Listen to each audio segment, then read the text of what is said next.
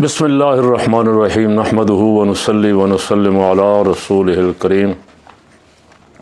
پاکستان کی سیاست میں 5 جون کا ایک غلغلہ اور ہلچل مچی ہوئی تھی کہ 5 جون کو حفیظ اللہ نیازی اور بہت سارے پہلے سرکاری رپورٹر بھی کہہ چکے کہ خان کی ضمانت ہو جائے گی، اور لوگوں کو بھی امید تھی کہ 190 ملین پاؤنڈ والا کیس جس طرح اس کی ہیئرنگ ہوئی اور جج نے جن پھرتیوں کے ساتھ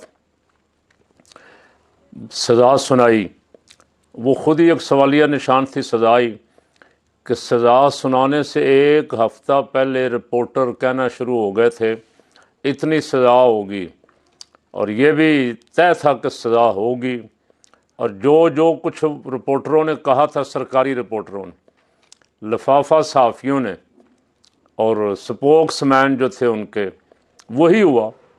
سب سے بڑا سوالیہ نشان تو یہی تھا کہ ان کو کیسے پتہ تھا کہ ایک جعلی کیس ہے، اس میں ایک پائی بھی کسی طرف نہیں گئی، بلکہ سرکار کے خزانے میں ود منافع رقم جمع ہوئی، اور ابھی تک میاں شہباز صاحب اس رقم پہ عیش کر رہے ہیں۔ انہوں نے منظوری دے دی کابینہ کے اجلاس میں کہ یہ ہم خرچ کریں گے۔ ایسے کیس بنائے ہیں خان پہ کہ عقل بھی دنگ رہ جاتی، لوگ مذاق اڑا رہے ہیں۔ جج جو بڑی بھاری بھرکم تنخواہیں لے رہے ہیں، کاش کبھی ان کو بھی خیال آ جائے کہ ہم اپنی کرسی کا، اپنے منصب کا کچھ خیال کر لیں، کچھ عدلیہ کی لاج رکھ لیں۔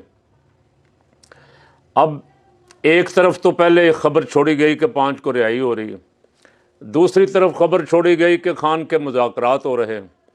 جب مذاکرات والا ڈھول جو تھا بجایا کچھ دن کافی لوگوں کو ٹرک کی بتی کے پیچھے لگانے کے لیے، جب وہ ڈرامہ فلاپ ہوا تو پھر یہ رہائی والا سرکاری لفافے، خاص کر کے غریدہ فاروقی نے تو کہہ دیا تھا کہ اب خان کا کام ختم شد، ٹویٹ کر دیے تھے۔ لوگ سوچتے تھے کہ اتنا جعلی کیس جب یہ ہائی کورٹ کے سامنے جائے گا تو یہ تو آدھا گھنٹہ بھی ٹھہر نہیں سکے گا، تو یہ تو رہائی پکی ہے۔ ہاں، اگر قانون کے مطابق انصاف پر مبنی فیصلے ہوں تو پھر تو رہائی پکی تھی، لیکن افسوس یہاں کہا یہ جا رہا ہے، یہ وکلاء ہی کہہ رہے ہیں، بڑے بڑے وکیل کہہ رہے ہیں عدالت میں کھڑے ہو کے کہ جج کو بھی پتہ نہیں ہوتا کہ فیصلہ کیا دینا ہے اور فیصلہ کہاں سے آیا ہے، فیصلے کہیں اور ہو رہے ہیں، بدنامی عدلیہ کی ہو رہی۔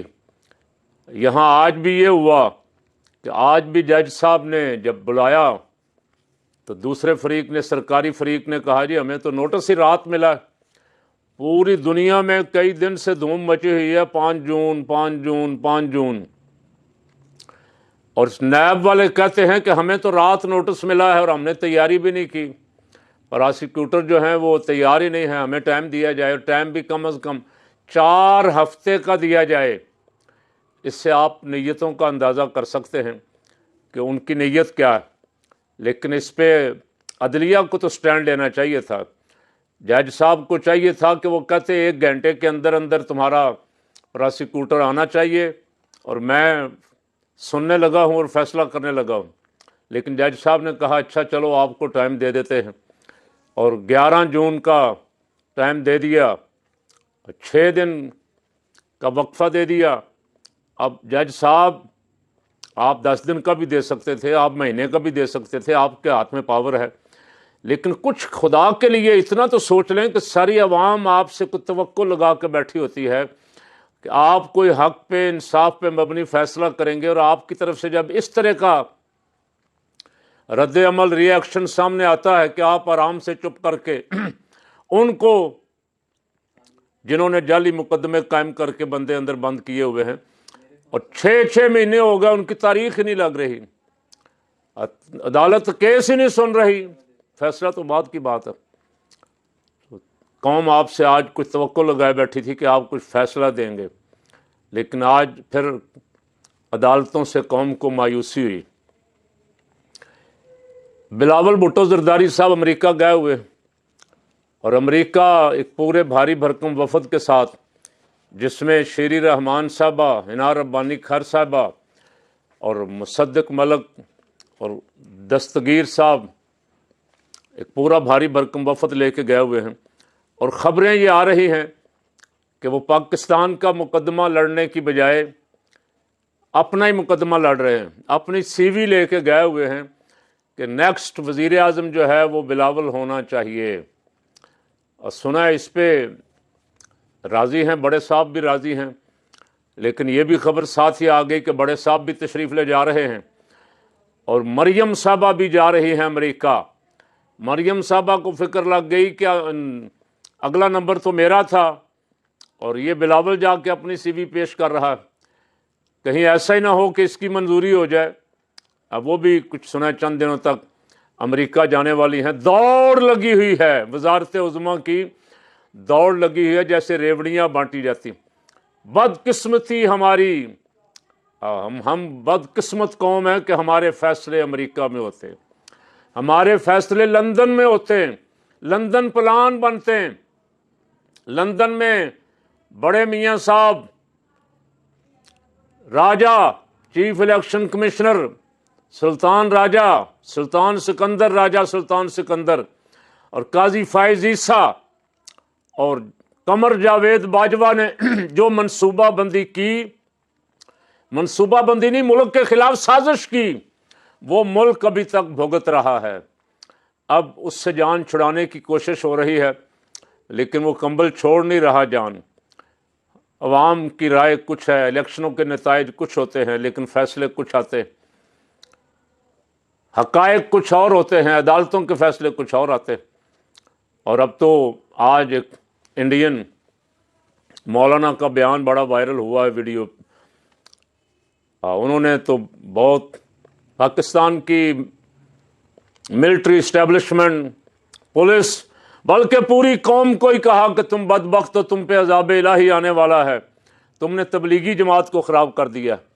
तबलीगी जमात को अवाम ने ख़राब नहीं किया, मौलवी साहब, इंडियन कांग्रेसी मुल्ला साहब, तबलीगी जमात को तुम्हारे तबलीगी मुल्लाओं ने सत्यानाश किया है जो आपस में लड़ रहे हैं।